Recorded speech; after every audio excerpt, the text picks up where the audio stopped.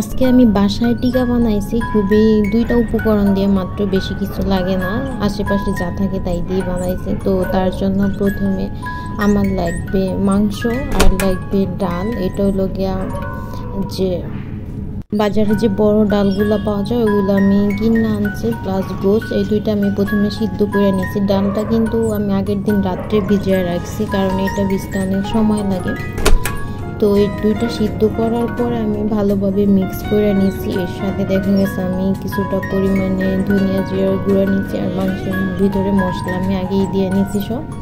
এখন দেখা গেছে একটা ডিম দিয়ে ভালোভাবে মিক্স করে নিয়েছি, আর একটা ডিম আমি আলাদা বাটিতে গলাইছি। এবার ডিম দিয়ে ভালোভাবে মিক্স করার পরে এটাকে আমরা যে গোল গোল একটা শেপ দিতে হবে, তার জন্য হাতে আমি কিছুটা পরিমাণে তেল লাগিয়ে নিচ্ছি। লাগানোর পরে যেহেতু টিকা গোল থাকবে, তো গোল শেপের একটা একটা করে এভাবে সবগুলো বানাইতে হবে। তো এটা বানাতে যেহেতু অনেকগুলো সময় লাগে না, বাট খুবই ইজি। তো আমি টিকা বানাবো, গোল বানানোর পর ওটাকে ডিমের মধ্যে দিয়েছি। ডিমের মধ্যে দিয়ে যে পাশে আমি একটা নিচে, এটা হলো মুড়ির গুঁড়ি, যেহেতু আমার কাছে বিস্কুট ছিল না তখন, এই জন্য আমি মুড়ির গুঁড়ি নিয়েছি। এটার মধ্যে ভালোভাবে মুড়ির গুঁড়িটা লাগাই, এরপর আমি আলাদা একটা প্লেটে রাখছি। তো সেক্ষেত্রে দেখা গেছে ফ্রোজেন করার জন্য খুব সুবিধা হয়। তো এইভাবে দেখা গেছে আমি সবগুলা টিকা বানাইছি। গোল গোল বানানোর পরে সবগুলাকে প্রথম ডিমের মধ্যে ভিজিয়ে, এরপরে মুড়ির যে গুঁড়িটি ছিল এইটার মধ্যে আসলে ভালোভাবে মাখায় আলাদা একটা প্লেটে রাখছি, কারণ যাতে আমি পরবর্তীতে ফ্রোজেনের ক্ষেত্রে সমস্যা না হয়।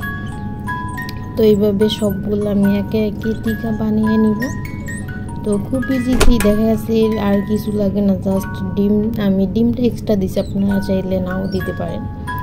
তো এইভাবে দেখেন সবগুলা কিন্তু আমার বানানো শেষ। আর এই মুড়ির গুঁড়ির পরিবর্তে এখানে দেখা যাচ্ছে আমি বিস্কিটের গুঁড়িও ইউজ করতে পারতাম, আমার কাছে তখন ছিল না, এই জন্য আমি এটা ইউজ করছি।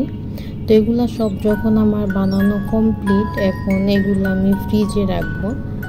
তো ফ্রিজে রাখা, দেখা গেছে ফ্রিজে রাখলে এটা ভালোভাবে আমি ফ্রোজেন করতে পারবো। এই জন্য সব কিছু তৈরি হলে আমি ফ্রিজে রাখবো 30 মিনিটের মতো প্লেটের সাথে।